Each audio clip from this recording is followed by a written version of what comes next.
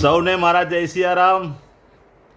હું દુષ્યંત પાઠક ફરીથી આપની સેવામાં હાજર છું. તો આજનો ઉપાય એ વિષયમાં તારીખ છે 24મી જૂન 2025, વાર છે મંગળવાર.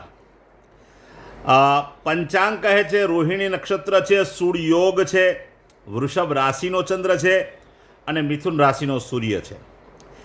અશુભ સમયની જો હું વાત કરું તો સવારે યમઘંટ સવારે 9:07 થી 10:45 સુધી છે અને રાહુકાળ મધ્યાહન કાળે 3:52 થી 5:34 સુધી છે.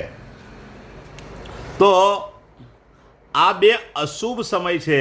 આ અશુભ સમયની અંદર કોઈ પણ શુભ કાર્ય કરવાનું નથી.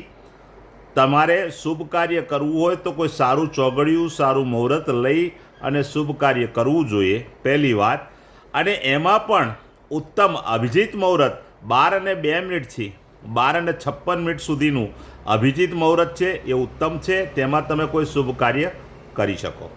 તો મારા મિત્રો, આજનો ઉપાય, કયો ઉપાય કરવાથી તમારા જીવનમાંથી સંઘર્ષ ઓછો થાય, ટેન્શન ઓછું થાય, દુઃખ ઓછું થાય, પીડા ઓછી થાય, એના માટે હું તમને એક સામાન્ય બીજો ઉપાય આપવા જઈ રહ્યો છું. તો વહેલી સવારે તમારે નાહવાનું પાણી લેવાનું છે અને નાહવાના પાણીની અંદર 1 ચમચી હળદર નાખવાની છે. હળદરવાળા પાણીથી પહેલાં નહીં લેવાનું, સાથે સાથે શુદ્ધ પાણીથી તમે નાહો તો કોઈ વાંધો નથી. અને સ્નાન કરી લો પછી તમારે પહેલું કામ એ કરવાનું છે કે તમારા ઘરની મૂળ બારશાક જ્યાં આગળ ઉંબરો હોય તે ઉંબરાને દૂધ અને પાણીથી ચોખ્ખો કરવાનો છે, શુદ્ધ કરવાનો છે. આ પહેલું કામ છે. બીજું કામ એ છે કે તમારે 16 સફેદ આંકડાના ફૂલ લઈને શ્રી હનુમાનજી દાદાના મંદિરે જવાનું છે. 16 આંકડાના ફૂલ હનુમાનજી દાદાને વારાફરતી ડાબા પગના અંગૂઠા ઉપર ચડાવવાના છે, અથવા એમની સામે મૂકશો તો ચાલશે. અને જ્યારે એ ફૂલ મૂકો ત્યારે ઓમ હનુમતે નમઃ, બસ આ મંત્ર બોલવાનો છે. વારાફરતી 16 ફૂલ મૂકી દેવાના છે. બીજું કામ કરવાનું છે, દરો અને થોડાક ઘઉં લઈ જવાના છે. દરો અને ઘઉં આ બે તમારે 1 મુઠ્ઠી ઘઉં લઈ જશો તો ચાલશે. તો દરો અને ઘઉં બંને ગણપતિ દાદાની સામે મૂકી ઓમ ગમ ગણપતે નમઃ આ મંત્ર 28 વખત બોલવાનો છે. બરાબર? તો આ બે કાર્ય કરવાના છે. ઘરે આવવાનું છે.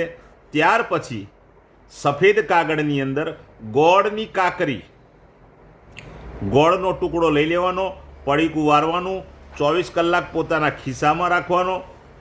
ત્યાર પછી બીજા દિવસે વહેલી સવારે પીપળાના ઝાડના મૂળમાં અથવા ભગવાનના મહાદેવના મંદિરમાં અથવા કોઈ પણ દેવ મંદિરમાં તમે મૂકી દેશો તો ચાલશે. ત્રીજું કાર્ય એ છે કે સાયંકાળે શ્રી હનુમાનજી દાદાને એક હનુમાન ચાલીસા પશ્ચિમ દિશા તરફનું મુખ રાખીને બોલવાની છે. કાગભૂષણની રામાયણજીનો પાઠ બોલવાનો છે. અને જો શક્ય હોય, સમયની અનુકૂળતા હોય તો સુંદરકાંડનો પાઠ કરવાનો છે. રાત્રે સૂતી વખતે ઓમ કૃષ્ણાય વાસુદેવાય હરે પરમાત્મને પ્રણત ક્લેશ નાશાય ગોવિંદાય નમો નમઃ આ મંત્ર યથાશક્તિ બોલી અને સૂઈ જવું. જેનો જન્મદિવસ મંગળવારના દિવસે છે, જેનો જન્મદિવસ તારીખ 24મી જૂનના દિવસે છે, તેવા લોકોએ સવારે હળદરના પાણીથી જ નાહવાનું છે, જે આપણે નક્કી કર્યું તે પ્રમાણે. અને સાથે સાથે ગોળ અને ચણા નાના બાળકોને વેચવાના છે. ગોળ અને ચણા. અને જેની મેરેજ એનિવર્સરી છે તેવા પતિ પત્નીએ મહાદેવના મંદિરે જઈ શિવલિંગ પર દૂધ અને જલનો અભિષેક કરવાનો. તાંબાના પાત્રની અંદર મસૂરની દાળ ભરી દેવાની.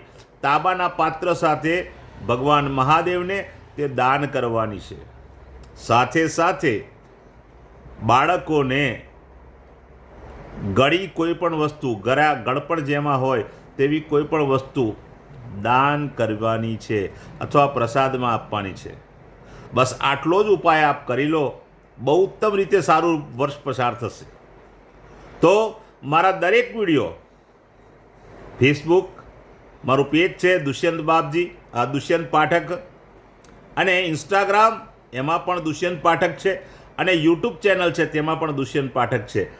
આ તમે સર્ચ કરો, તમારે જે જોઈએ તે વિડીયો જોઈ લેજો અને ઉપાય અવશ્ય કરજો. 2 હાથ જોડીને વિનંતી કરું છું કે જે લોકો મારો વિડીયો જુએ છે, જે લોકો ઉપાય કરી રહ્યા છે, સતત કરતા જ જજો. પણ સાથે સાથે બીજું એક કામ એ કરવાનું છે સેવાના ભાગ રૂપે, કે મારા વિડીયોને શેર અવશ્ય કરો. જેટલો શક્ય હોય એટલો તમે મારો વિડીયો શેર કરશો, તમને પુણ્યને પ્રાપ્ત થશે તમને. કારણ કે મારો વિડીયો કોઈ જરૂરિયાતમંદ વ્યક્તિ સુધી પહોંચશે અને એ ઉપાય કરશે તો એ સંઘર્ષ અને દુઃખ અને પીડા ચિંતામાંથી બહાર નીકળશે. તો મહેરબાની કરીને તમારે સંઘર્ષ ન ચાલતો હોય તો નહીં, તમે ઉપાય ન કરી શકતા હોય તો નહીં, પરંતુ કોઈ અવશ્ય કોઈ જરૂરિયાતમંદ વ્યક્તિ સુધી આ વિડીયોને અવશ્ય પહોંચાડજો. બહુ જ સામાન્ય ઉપાય હું બતાવું છું અને એનાથી જીવનના સંઘર્ષ, દુઃખ, પીડા અને ચિંતા દૂર થાય છે. તો ફરીથી નવા વિડીયો સાથે આવતીકાલ ફરી ભેગા થઈશું. સૌને જય સિયારામ.